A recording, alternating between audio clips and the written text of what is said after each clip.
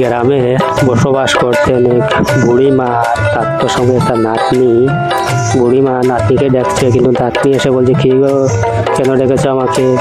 বুড়িমা বলছে, আমি কখন থেকে তোকে ডাকছি, আমার ওই হাঁসগুলো ছেড়ে দে, ওরা তো খাওয়া দাওয়া করি, তোকে ডাকছি, আমার কথা কি তোর কানে যায় না?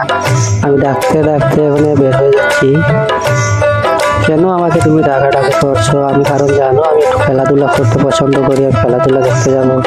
এই কথা বলে হাঁসগুলো একটি গিয়ে ছেড়ে দিল উঠোনের মধ্যে। হাঁস তারা খাবার করার জন্য এদিকে দিকে ছুটে বেরলো। ওগুলো ছেড়ে দিয়ে এখান থেকে চলে গেল। শিয়ালে জঙ্গলের থেকে লুকে লুকে দেখছে হাঁসগুলো কখন জঙ্গলের মধ্যে আসবে খাওয়ার জন্য, সে খাইবে। এই কথা বলে শিয়ালে অনেকক্ষণ ধরে গাছের গোড়া লুকতে দেখছে।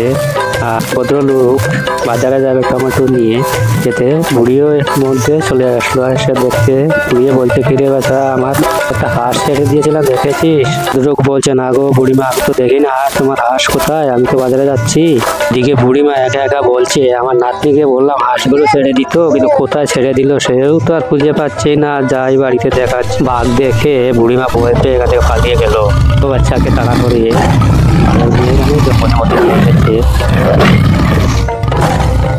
দিকে বুড়ির মেয়ে এবং মেয়ের জামাই নাতনি পরামর্শ করছে বাপের বাড়ি বেড়াতে যাবে বলে।